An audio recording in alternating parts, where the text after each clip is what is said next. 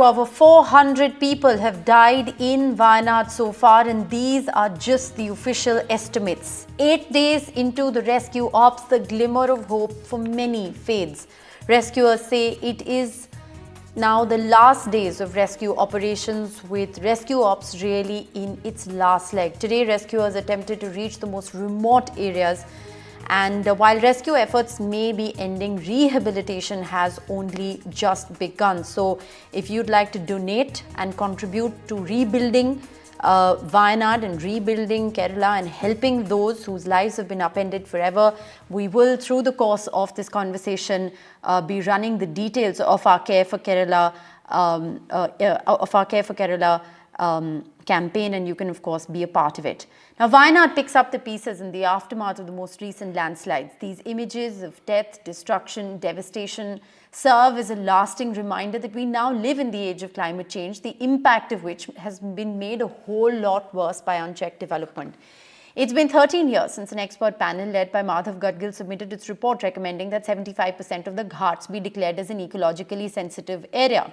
The report was met with stiff political resistance and protests that led to the setting up of another expert panel under K. Kasturi Rangan, which also made certain recommendations that still remain on paper. The union government, a day after the Wayanad tragedy, has now issued a sixth notification to declare over 55,000 square kilometers of the Western Ghats as ecologically sensitive zones. It still remains to be seen whether or not the state and the centre can put their differences aside and whether or not they can arrive at some kind of political consensus. Remember, when we talk about ecologically fragile zones, it is not just the state of Kerala, it's also neighbouring Karnataka, it's parts of Maharashtra, it is Goa, and it is parts of Tamil Nadu. So what really happens going forward is a question that we're going to continue to ask. Joining me on the broadcast, Professor Anil Gupta, the HOD of Policy Planning of the National Institute of Disaster Management, Ministry of Home Affairs. We also have C.K. Vishnu Das, the Director of Hume Centre for Ecology from Wayanad. Thank you both very much for joining us. I want to begin by asking you, Professor Gupta, if you could just explain for the benefit of our viewers, despite the fact that there have been some very scathing reports of the fragile ecology in the area, we know that, nothing in the Western Ghats so far has been declared as ecologically sensitive zones. This would essentially prevent and restrict unchecked development activities from taking place in those zones, which could potentially go a long way in reducing the impact of climate change that we are seeing right now. With this sixth recommendation that has been made by the union government, how hopeful are you of something actually changing on the ground? See, you have raised very important point. But the key question is that the recommendations at present case, and also the recommendations in the previous cases, how effectively we are able to translate in a time-bound manner on the ground. I think that is $1 million question, because that requires I would say that lot of cooperation and coordination between the state and national agencies. And then how do we really are able to translate on ground? Because at ground, there are several other kind of pressures. There are socio-political issues, there are livelihood issues, there are business-related issues. But we do not have an escape, because this carrying capacity-based approach to planning, this is not something very new we are talking. In fact, I recall in 1990s, there were certain pilot studies for carrying capacity-based planning process. And I think now we have to put this in place very, very effectively, putting disaster risk reduction as a very important and integral component of that. Second thing, we also what I want to understand from you, Professor Gupta, also is the fact that, there is going to be a time when we have to think about acting preemptively. We are going to have to think about precautions. We're going to have to think about how we're going to mitigate the impact of climate change, because at the moment we're only making things worse. I think this is very important. And for that, actually, we will have to effectively start peeping into the future. And now we have that methodology available. We have those kind of capabilities available. We can carry out the projections. Certainly, there may be certain level of errors, but yes, despite of those errors, we are able to peep into the future. So even if we talk about the present treasury, we cannot say that it is so unprecedented that no one thought of it. Yes. No, it was very much possible. It was very much possible.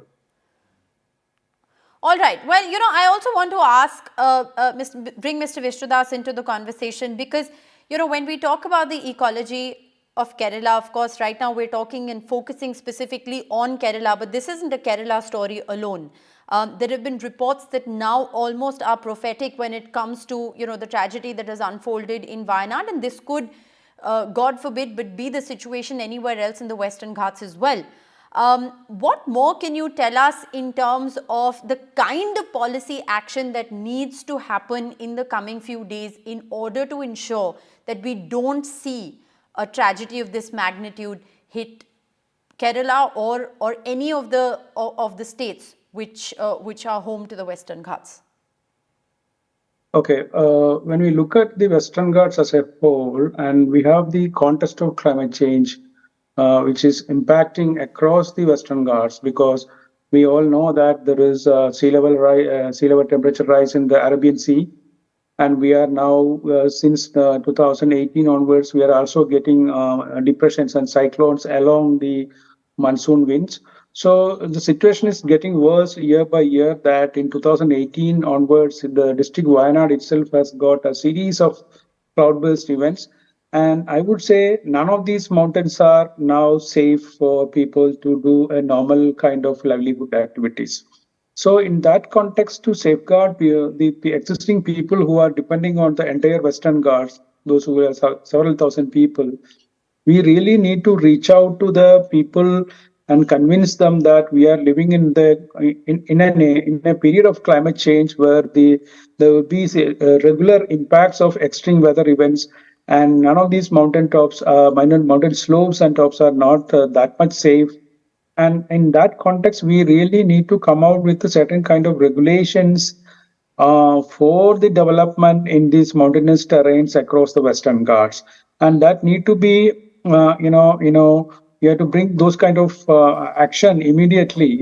Even in this case of developing early warning systems, and those kind of things are very very urgent. At the same time, we should have a very comprehensive approach towards this, implementing a very an inclusive recommendations for considering the people's livelihood, agriculture, everything need to be protected. At the same time, their life and livelihood should be protected from the extreme weather events. So we need to look into that very seriously now onwards. Right, but in terms of what went very drastically wrong, I mean, for those people who've studied the Madhav Gadgil report, for instance, it has specifically talked about one of the worst hit districts in this particular landslide. Do you feel that implementing such reports, which were widely looked at as anti-people, anti-development, would have perhaps gone a long way in saving so many lives?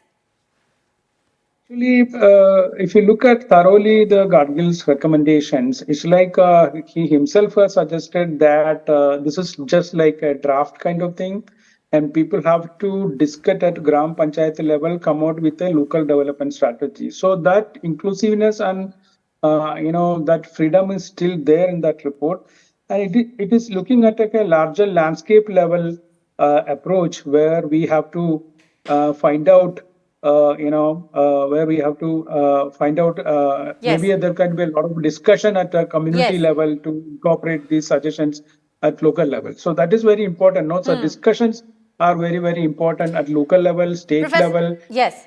No, I mean, one part of the story, Professor Gupta, is of course about political consensus, political will, in order to be able to arrive at some kind of policy decisions to safeguard our fragile ecology. And this isn't, again, I'm going to reiterate, this isn't a Kerala story. 400 people have died in Kerala alone in those landslides that happened overnight.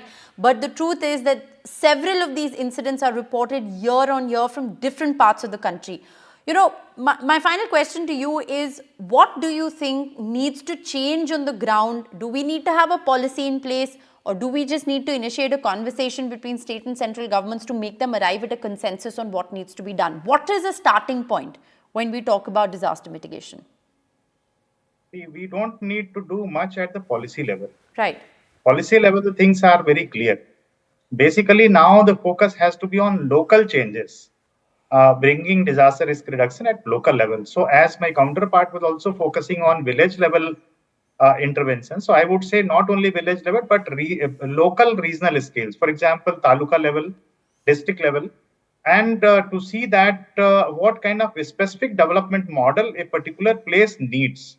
And an ecologically fragile and ecologically sensitive place like this certainly requires a very serious thought process of local level specific planning. Yes. And that planning has to be done taking past incidences in account, but also looking at the future possibilities. So that is very important and that is very urgent as well.